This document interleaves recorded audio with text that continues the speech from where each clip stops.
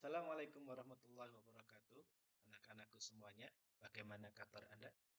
Semoga baik-baik saja dan selalu sehat, serta dalam lindungan taufik dan rahmatnya.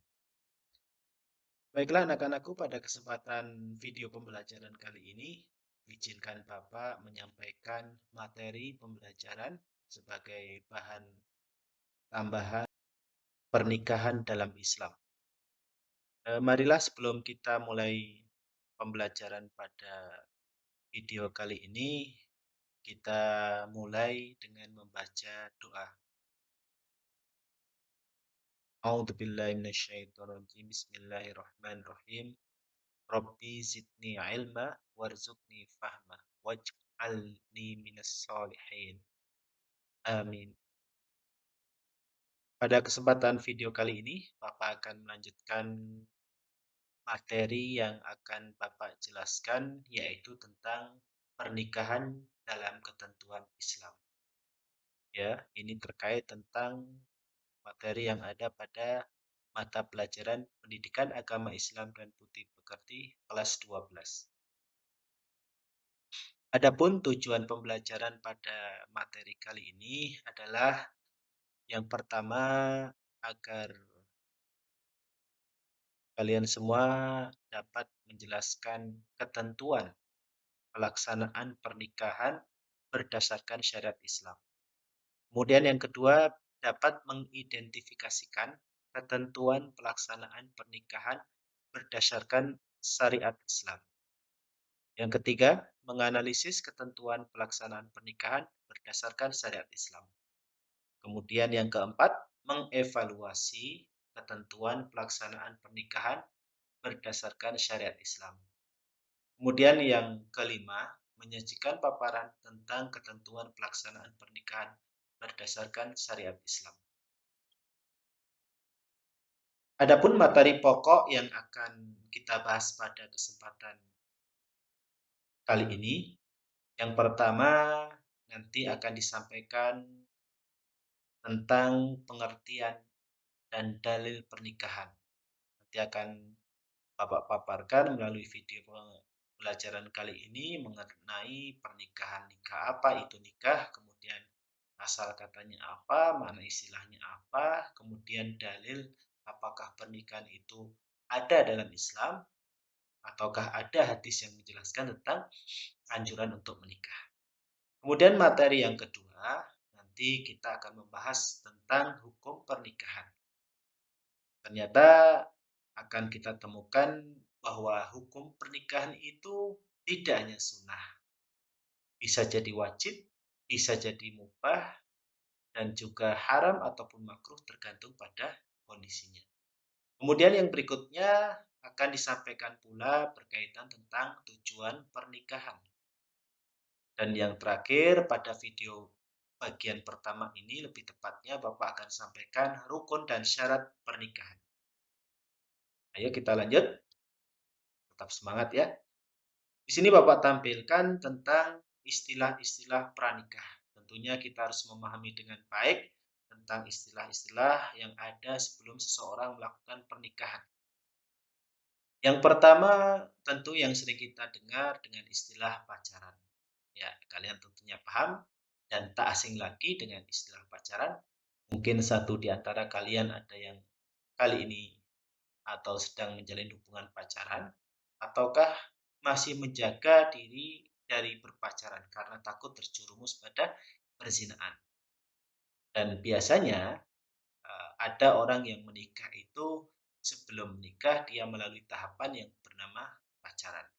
Kita di sini tidak berbicara bagaimana hukum pacaran itu sendiri karena kita akan membahas tentang pernikahan itu sendiri. Ya, tentunya istilah pacaran ini juga menjadi bagian dari seseorang yang akan menikah. Makanya Bapak sampaikan dalam istilah pranikah. Kemudian yang kedua, ada istilah yang bernama ta'aruf. Ta'aruf sendiri eh, pengertian yang bersumber dari bahasa Arab tentunya ya, dari kata arafa yu'arifu ta'rifan, artinya saling mengenal. Jadi orang yang ta'aruf ini melalui proses perkenalan sebelumnya, dan ini ta'aruf identik dalam kosakata kita bahasa Indonesia ya, itu tentang seseorang yang akan menikah dengan jalan melalui perantara seorang ustadz untuk dicarikan jodoh secara syar'i. Tentunya demikian yang kita bisa terjemahkan dari kata ta'aruf. Kemudian ada kata yang ketiga yang perlu Anda pahami sebelum kita membahas pernikahan, yaitu tentang khitbah. Apa itu khitbah? Khitbah itu sendiri berarti lamaran atau melamar, ya. Jadi orang mau menikah itu tidak langsung datang ke tempat tujuan kemudian dia berniat menyatakan niatnya untuk menikah, tidak. Tapi sebelumnya ada yang namanya prakata atau pembuka dari niat itu dengan jalan apa? Baik si calon suami, boleh dia sendiri atau mengajak orang yang dipercaya atau keluarganya untuk datang ke calon atau wanita yang dia inginkan menjadi istri. Dan kemudian di sana meminta si istri atau si wanita tadi maukah menjadi istrinya atau tidak. Kalau itu mau, ya berarti nanti bisa ditentukan tanggal nikahnya. Tapi kalau tidak, ya berarti lamarannya ditolak dan jangan memaksakan diri untuk tetap menikah. Karena dalam Islam itu tidak boleh menikah karena terpaksa. Tentunya baik itu calon mempelai perempuan dan calon mempelai laki-laki. Yaitu beberapa istilah tentang eh, aktivitas atau kegiatan sebelum menikah ya. Ya kita lanjutkan anak-anakku semuanya. Sekarang kita mulai masuk ke pembahasan tentang pernikahan. Ya, secara bahasa nikah itu berarti mengumpulkan atau menggabungkan atau bisa berarti menjodohkan. Ya, mengumpulkan apa, menggabungkan apa, atau menjodohkan apa ya tentunya dalam hal ini adalah seorang laki-laki dan perempuan. Ya. Dalam Kamus Besar Bahasa Indonesia, nikah diartikan sebagai perjanjian antara laki-laki dan perempuan untuk bersuami istri dengan resmi atau yang disebut dengan pernikahan. Ya. Sedangkan secara istilah syar'i tentunya ya sesuai definisi Islam, nikah itu adalah akad yang menghalalkan pergaulan antara laki-laki dan perempuan yang bukan mahram, ya. Jadi nikah ini artinya menghalalkan pergaulan antara laki-laki dan perempuan yang sebelumnya bukan mahram, ya. Yang ketika sudah terjalin akad tadi, maka akan menimbulkan hak dan kewajiban masing-masing.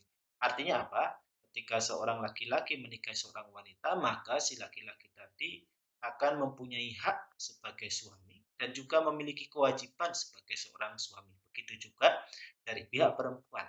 Ketika dia menikah, dia akan memiliki hak sebagai seorang istri dan juga ketika sudah menikah, dia juga memiliki kewajiban apa yang harus dilakukan seorang istri untuk memenuhi kewajibannya kepada suami. Jadi jelas ya bahwa istilah nikah atau pengertian nikah itu adalah akad yang menghalalkan pergaulan antara laki-laki dan perempuan yang bukan mahram yang menimbulkan hak dan kewajiban masing-masing. Begitu. Ya, mari kita lanjutkan. Adapun dalil yang terdapat dalam Al-Quran berkaitan tentang perintah untuk menikah. Allah Ta'ala berfirman di dalam surat An-Nisa, A'udzu billahi minasyaitonir rajim. Wa in hiftum alla tuqsitu fil yatama fankihu ma taba lakum minan nisa'i masna wa sulasa wa ruba'.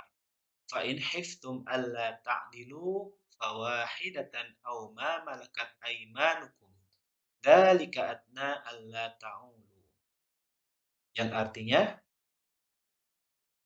dan jika kamu takut tidak akan berlaku adil terhadap hak-hak perempuan yang yatim, bila mana kamu mengawininya, maka kawinilah. Maka nikahilah wanita-wanita lain yang kamu senangi. 2, 3, atau 4. Dan jika kamu khawatir tidak bisa berbuat adil, maka cukup kamu nikahi satu saja. Atau budak-budak dari yang kamu miliki. Dzalika adna alla ta'ulu, yang demikian itu adalah lebih dekat kepada tidak berbuat aniaya. Dalil ini menunjukkan tentang perintah dari Allah Ta'ala untuk menikah. Tapi ingat, jangan salah paham ya, eh, bahwa perintah Allah di sini bukan berarti secara mutlak menegaskan bahwa pernikahan itu harus poligami ya, berdasarkan makna ayatnya, misalkan dalam kalimat ini, maka nikahilah 2, 3, atau 4. Tidak. Akan tetapi ada kalimat penjelas yang ditekankan di situ. Jika tidak berbuat adil, maka satu saja. Ya. Jadi pada umumnya pernikahan bagi laki-laki itu satu saja. Kecuali syarat-syarat dan ketentuan sudah bisa didapatkan, ya, mungkin dia akan bisa melaksanakan yang namanya poligami dengan 2, 3, atau 4 istri. Tapi itu pun tidak semua laki-laki bisa berbuat adil. Ya, Bapak lanjutkan. Sedangkan dalam hadis ya atau anjuran dari Nabi Shallallahu Alaihi Wasallam tentang pernikahan, sebagaimana hadis riwayat an Abdullah bin Mas'ud radhiyallahu anhu, qala qala lana Rasulullah sallallahu alaihi wasallam, ya ma'syaras sabab, man istata'a minkumul ba'ah falyatawazzal falyatazawwaj fa innahu aghaddu lil basar wa ahsanu lil farj wa man lam yastati' fa alaihi bisyam fa innahu lahu wijaa'un. Hadis ini bersumber dari Abdullah bin Mas'ud radhiyallahu anhu bahwasanya Rasulullah sallallahu alaihi wasallam bersabda kepada kami, wahai sekalian pemuda, barang siapa di antara kalian telah mampu untuk menikah atau untuk berkeluarga, maka menikahlah. Karena sesungguhnya menikah itu bisa menundukkan pandang dan juga menjaga kemaluan. Barang siapa yang belum mampu untuk menikah, maka hendaklah ia berpuasa. Karena sesungguhnya puasa itu bisa menjaga dirinya. Hadis riwayat muttafaqun alaih, Bukhari Muslim. Ya, dari sini Rasulullah sangat jelas memerintahkan atau menganjurkan kepada setiap laki-laki yang sudah balik, berakal, dan mampu untuk menikah, untuk segera menikah. Karena ternyata hikmah di balik menikah salah satunya adalah bisa menjaga pandangan, kemudian menjaga kemaluan, ya, tanpa harus dengan berpuasa. Akan tetapi jika seorang pemuda belum sanggup atau belum mampu untuk melaksanakan menikah, untuk menjaga pandangan dan juga kemaluan, hendaklah dia berpuasa. Kita lanjutkan. Sekarang kita masuk mengenai bab hukum nikah. Hukum nikah secara singkat itu ada 5. Yang pertama adalah mubah, boleh. Kemudian sunnah atau sunnah.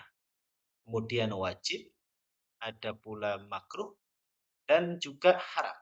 Bagaimana yang Bapak sudah jelaskan di awal bahwa hukum nikah itu bisa bermacam-macam tergantung dari kondisi seseorang. Akan tetapi asal dari hukum nikah sendiri adalah mubah, artinya boleh. Berikut penjelasan tentang hukum nikah itu sendiri. Yang pertama, apa yang dimaksud dengan mubah dari hukum nikah? Mubah itu bagi yang mampu dan aman dari fitnah, tetapi tidak membutuhkannya atau tidak memiliki syahwat sama sekali. Seperti orang yang impoten atau lanjut usia dan juga tidak mampu menafkahi, sedangkan wanitanya rela dengan syarat wanita tersebut harus rosyidah atau berakal. Kemudian yang berikutnya, wajib. Wajib bila mana bagi orang yang telah mampu baik fisik, mental, dan juga ekonomi maupun akhlak untuk melakukan pernikahan. Dan dia juga mempunyai keinginan untuk menikah. Dan jika tidak menikah, maka dikhawatirkan akan jatuh pada perbuatan maksiat. Maka wajib baginya untuk menikah. Yaitu bagi yang hukum wajib, itu garis bawah adalah takut terjerumus zina dan dia mampu untuk menikah, maka segera menikah. Kemudian hukum yang lain yang ketiga yaitu sunnah, yaitu bagi orang yang telah mempunyai keinginan untuk menikah, namun tidak dikhawatirkan baginya terjerumus kepada maksiat sekiranya dia belum melaksanakan pernikahan.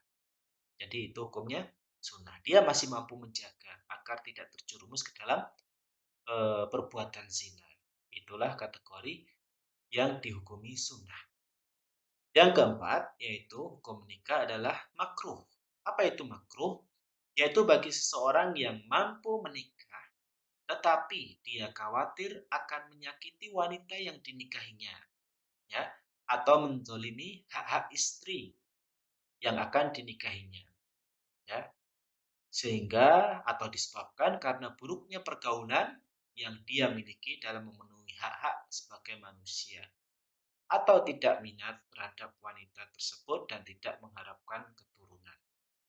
Jadi, pada intinya bahwa makruh ini orang yang mampu mau menikah tetapi ada kekhawatiran menzolimi wanita yang akan dinikahinya. Jadi hukumnya makruh. Kemudian yang terakhir adalah haram. Apa itu haram? Yaitu hukum menikah bagi orang yang yakin bahwa dirinya tidak akan mampu melaksanakan kewajiban-kewajiban pernikahan, baik kewajiban yang berkaitan dengan hubungan suami istri ataupun berkewajiban dengan kewajiban hal-hal yang lainnya. Jadi ini hukumnya haram untuk menikah. Setelah kita belajar tentang hukum-hukum, marilah kita menuju ke pembahasan berikutnya, yaitu adalah tujuan pernikahan. Apa itu tujuan pernikahan? Tujuan pernikahan ada beberapa macam. Yang pertama adalah memenuhi tuntunan naluri manusia yang asasi, yaitu bahwa tiap manusia Allah jadikan fitrah ada yang namanya hormon dalam perkembangan biologisnya. Bagaimana cara untuk menyalurkan tuntutan naluri tadi sehingga muncul yang namanya pernikahan atau Allah syariatkan pernikahan ini. Berikutnya yang kedua adalah mendapatkan ketenangan hidup. Bahwa tujuan dari pernikahan seseorang adalah agar mendapatkan ketenangan.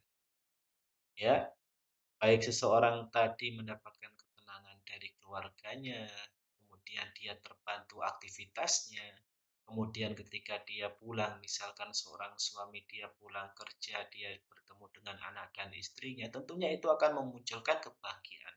Dan dari kebahagiaan tadi hilanglah rasa lelah dan menimbulkan ketenangan hidup.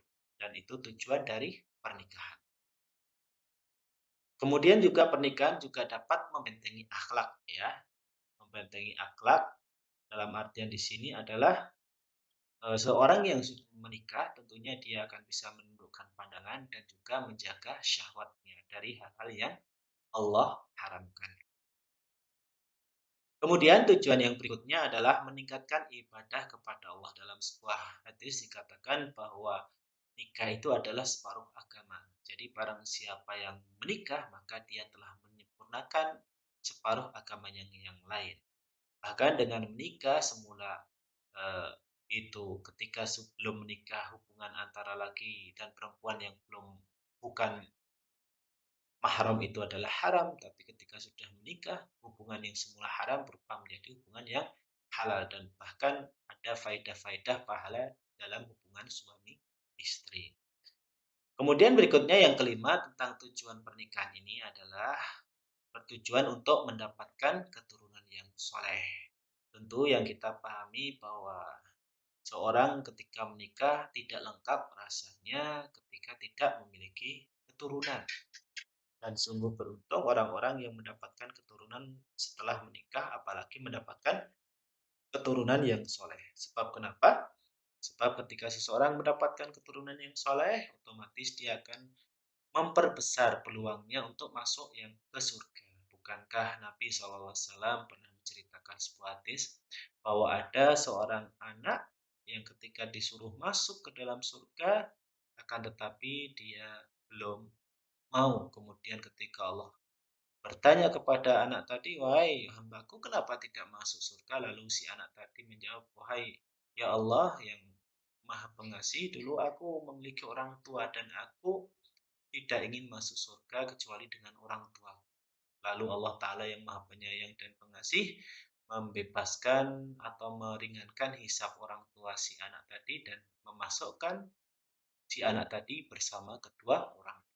Dan itulah salah satu faedah di antara banyak faedah mendapatkan keturunan yang soleh. Kemudian, tujuan yang keenam adalah menegakkan rumah tangga yang Islam. Tentunya dengan menegakkan rumah tangga yang Islami, kita akan mendapatkan tujuan dari rumah tangga itu sendiri, yaitu sakinah, mawaddah, warahmah.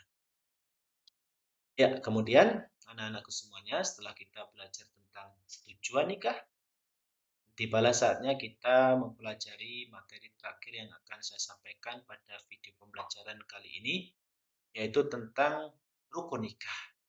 Ya. Jadi rukun nikah ada 5. Yang pertama, harus ada calon suami, ya. Yang kedua adalah adanya calon istri. Kemudian ada wali nikah, kemudian 2 orang saksi, dan yang terakhir adalah ada ijab kabul. Jadi yang dimaksud rukun nikah ini adalah sesuatu yang harus ada dan harus lengkap, harus terlaksana semuanya. Kalau ada satu di antara rukun ini tidak ada, maka tidak sah sebuah ibadah tadi. Ya, itu yang dimaksud rukun. Contohnya, orang yang mengaku beriman, dia harus mengimani keenam iman tadi. Iman kepada Allah sampai iman kepada qada dan qadarnya. Seandainya dia tidak mengimani satu iman saja, maka dia berarti telah batal keimanannya. Karena antara satu iman dan iman yang lain itu saling terkait. Begitu maksudnya. Kita bahas sekarang syarat dari rukun tersebut yang sudah saya sampaikan di awal. Yang pertama adalah syarat calon suami. Syarat calon suami bagi si calon istri yang pertama adalah bukan mahram si wanita tadi. Ya, jadi tidak boleh seorang wanita menikahi mahramnya sendiri dari laki-laki. Apa itu mahram? Nanti akan kita jelaskan di part kedua. Ya, yang jelas mahram ini tidak ada hubungan darah, bisa jadi diartikan seperti itu, atau mahram ini bisa berarti yang haram dinikahi. Ya. Jadi nggak boleh si laki-laki tadi termasuk golongan mahram atau yang haram dinikahi seperti adik, adik kandung, adik sepapa, adik seibu, itu tidak boleh. Ya. Kemudian yang kedua, syarat dari calon suami adalah orang yang dikehendaki. Maksudnya dikehendaki ini adalah orang yang dikehendaki dari si calon istri. Ya. Jadi dalam Islam juga walaupun ada yang namanya ta'aruf, tapi tetap yang namanya pernikahan ini tidak boleh dipaksakan, ya harus berdasarkan rasa suka. Yang nanti ketika menikah, rasa suka tadi, ketertarikan tadi berubah menjadi cinta dan kasih yang Allah ridhoi insya Allah. Kemudian yang ketiga, itu yang disebut dengan atau syarat calon suami adalah muayyan, harus jelas. Ini jelas, jadi suaminya bernama A, alamatnya ini, kemudian dia jelas, ya, jelas orangnya yang mana, jangan sampai tertukar. Nah, kenapa demikian? Karena ya biar si calon istri paham betul mana yang akan menjadi imamnya di kehidupan rumah tangga. Jadi seperti itu. Dan sampai kejadian banyak beberapa kasus seorang wanita yang menikah ternyata suaminya adalah seorang perempuan. Jadi tentunya ini kesalahan dari kedua belah pihak, mungkin dari calon suaminya yang menipu ataupun si calon istrinya yang kurang teliti dalam memilih jodoh sehingga bisa kena tipu. Tapi kita berharap dan Bapak berharap kalian yang belum menikah mudah-mudahan mendapatkan calon suami yang soleh insya Allah. Ya kita lanjut. Syarat calon istri. Syarat calon istri yang pertama adalah bukan mahramnya laki-laki sama seperti penjelasan tadi di keterangan calon suami. Yang kedua, terbebas dari halangan menikah. Maksudnya di sini ada kalanya seorang wanita itu diharamkan untuk menikah atau dilarang untuk menikah disebabkan hal-hal tertentu. Misalkan si wanita tadi masih dalam proses iddah. Proses iddah itu adalah ketika seorang wanita diceraikan seorang suami, ya, ketika sudah dicerai atau ditolak, maka si suami akan berpisah darinya Dan sebelum si wanita tadi dibolehkan untuk menikah lagi, tentunya ada masa menunggu. Ya, masa menunggu ini itu dinamakan masa iddah. Dan selama masa menunggu, haram bagi si laki-laki manapun untuk melamar si wanita tadi. Itu contohnya seperti itu. Kemudian berikutnya, sekarang syarat wali nikah ada beberapa hal, ya tentunya wali nikah ini ya harus orang yang dikehendaki dari pihak perempuan, bukan orang yang dibenci. Maksudnya apa? Ya maksudnya ya kalau dia bukan orang tuanya ya harus wali nikah yang betul-betul dikehendaki dari pihak perempuan. Kemudian wali nikah ini harus laki-laki, tidak boleh perempuan ataupun kanji. Jadi harus jelas laki-laki ya. Kemudian untuk syarat wali nikah ini juga merupakan mahram dari si wanita tadi. Kemudian syarat yang berikutnya, wali nikah ini harus balik. Jadi misalkan seorang wanita, bapak sudah meninggal, kemudian dia akan menikah, memiliki adik yang belum balik, maka adiknya ini belum berhak untuk menjadi wali. Harus diganti dengan wali nikah yang lain. Itu maksud. Kemudian wali harus berakal dan tidak gila, maksudnya sehat ya. Kemudian adil dan tidak fasik, tentunya dia harus seorang mukmin yang soleh ya. Kemudian tidak terhalang wali lain, maksudnya terhalang wali lain bagaimana? Jadi misalkan tadi saya sebutkan seorang wanita yang akan menikah, dia punya kakak misalkan yang sudah balik, bahkan juga sudah menikah misalkan. Dia belum bisa menjadi wali. Kenapa? Karena terhalang wali lain. Karena bapaknya si adiknya tadi atau bapaknya dia masih ada. Jadi harus bapak. Kemudian tidak buta. Orang wali harus dapat melihat karena akan menikahkan anaknya dengan laki-laki yang akan menjadi imam dari anak perempuannya. Kemudian wali nikah tidak berbeda agama, ya harus seiman seperti yang tadi saya sampaikan. Kemudian merdeka dan bukan ya. Kemudian syarat saksi nikah itu adalah berjumlah 2 orang, bukan budak, bukan wanita, dan bukan orang fasik. Artinya orang yang jelas dalam berbuat dosa dan maksiat tidak boleh dijadikan saksi nikah. Ya. Sekarang syarat ijab kabul. Ya. Yang pertama tanpa syarat. Maksudnya apa? Ijab kabul ini harus betul-betul diucapkan tanpa adanya syarat. Saya akan menikah tapi dengan syarat. Tidak boleh demikian. Harus mengucapkannya dengan lepas atau enggak ada syarat yang mengikat. Ya. Jadi kalau mau menikahkan ya ucapan ijab, saya nikahkan Ananda siapa bin siapa atau Fulan bin Fulan dengan anak saya bernama siapa dengan mas kawin sekian dibayar tunai. Seperti itu tanpa syarat ya. Kemudian tanpa terikat waktu. Maksudnya tanpa terikat waktu ini ijab kabul tadi dilangsungkan atau diucapkan dan berfungsi sepanjang waktu ya. Jadi tidak bisa ijab kabul tadi hanya berlaku misalkan sama seperti pernikahan yang dilarang dalam Islam, itu seperti nikah mut'ah haram hukumnya ya. Menikahkan dengan jangka waktu tertentu tidak boleh ya. Kemudian berikutnya boleh dengan bahasa asing. Maksudnya bahasa asing di sini tidak harus dengan bahasa Arab, bisa dengan bahasa Jawa, bahasa Cina, bahasa Inggris dan lain sebagainya. Yang jelas maknanya berarti ijab dan kabul dalam pernikahan. Kemudian menggunakan kata tazwij atau menikahkan ya. Tidak boleh dengan bentuk sindiran ya. Kemudian kabul juga harus diucapkan setelah ucapan ijab. Jadi langsung bersambung. Ya, demikianlah tentang syarat dan rukun dan syarat pernikahan. Kiranya pada video kali ini Bapak cukupkan ya dulu anak-anak ya. Anda bisa beraktivitas lagi. Insya Allah tunggu sambungan video yang kedua. Kita akan lanjutkan pembahasan tentang pernikahan. Di dalamnya ada pernikahan yang tidak sah. Kemudian ada lagi dalil-dalil tentang pernikahan itu sendiri. Kemudian nanti akan ada hikmah dan manfaat dari pernikahan. Tentunya akan Bapak sampaikan insya Allah pada video yang kedua. Terima kasih atas perhatiannya. Tetap semangat, belajar terus, terus belajar. Salam dari Bapak, jaga kesehatan. Terima kasih. Wassalamualaikum warahmatullahi wabarakatuh.